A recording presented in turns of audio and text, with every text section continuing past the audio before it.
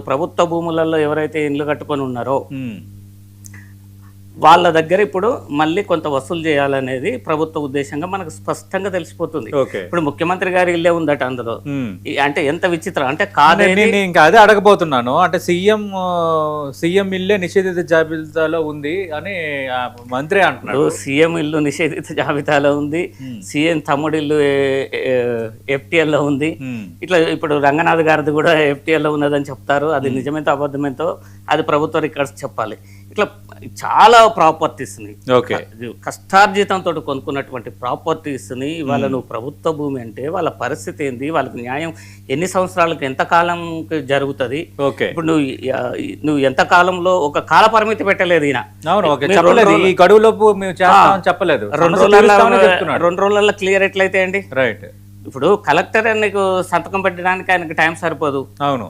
ఇవాళ నేను ఆయనకు రిక్వెస్ట్ చేసి, సార్ మీ ఆఫీస్ ముందు చాలా మంది బాధితులు ఉన్నారు, నాకు ఫోన్ చేస్తున్నారు, కొంచెం మీ టేబుల్ పైన ఉందంటే సార్ అంటే ఆయన ఇప్పుడు సంతకాలు పెట్టి ఇప్పుడు ఒక 20 ఎన్ఓసీలను బయటికి పంపించండి. ఓకే. ఆ 20 ఎన్ఓసీలలో ఇప్పుడు బాధితులే ఉన్నాయో కూడా లేవో కూడా తెలియనటువంటి పరిస్థితి ఉంది. అంటే ఇక్కడ ప్రవీణ్ గారు నిన్న మంత్రి చేసిన వ్యాఖ్యలు ఒక్కొక్కటి దానిపై మీరు వివరణ ఇవ్వండి. తమ పట్టా ప్రైవేటు భూములు నిషేధిత జాబితాలో చేరాయని, రిజిస్ట్రేషన్లు జరగడం లేదని చాలా మంది తనకు చెప్తున్నారు.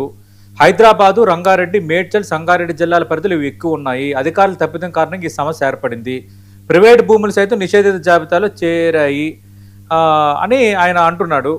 అలాగే గత జీవోలు ఉత్తర్వులు పట్టించుకోకుండా నిషేధిత జాబితాను రూపొందించారని చెప్తున్నాడు. అంటే ఆయన చెప్తున్నవన్నీ కూడా ప్రభుత్వం వైపు నుంచి తప్పు జరిగింది అనేది చెప్తున్నాడు. అవును.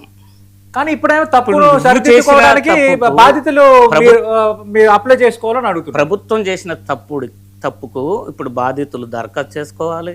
ఆ దరఖాస్తు వెరిఫికేషన్ కావాలి. వెరిఫికేషన్ అయ్యి అది యుఎల్సీలో ఉందా లేకపోతే ప్రైవేట్ ల్యాండా ఇంకేదో అని తెలియాలి. ఒకవేళ యుఎల్సీలో ఉంటే నువ్వు జీవో తీసుకురావాలి.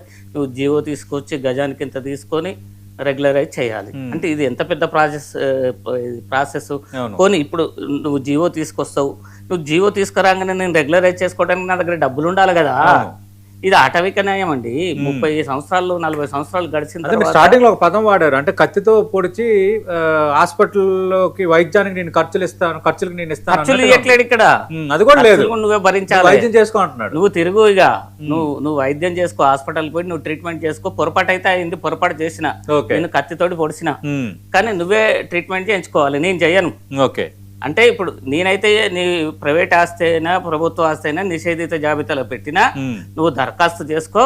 నువ్వు దరఖాస్తు చేసుకొని ఆ తర్వాత అది ఒకవేళ నీకు యుఎల్సీలో ఉందా లేదా అని తెలిసినప్పుడు మేము ఎన్ఓసి ఇచ్చినప్పుడు నువ్వు అమ్ముకో.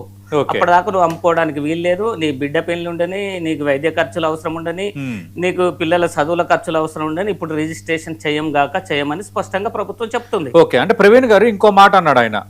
గత జీవోలు ఉత్తర్వులు పట్టించుకోకుండా నిషేధిత జాబితా రూపొందించారు. పాత జీవోలను వెబ్సైట్లో పెట్టకపోవడంతో ఆ భూములన్నీ ప్రభుత్వ భూములుగా చూపుతున్నట్టుగా చెప్తున్నారు. ఆ తప్పును సవరిస్తామంటున్నారు. ఆ జీవోలు ఎక్కడ దొరకాలి? ఆ జీవోలు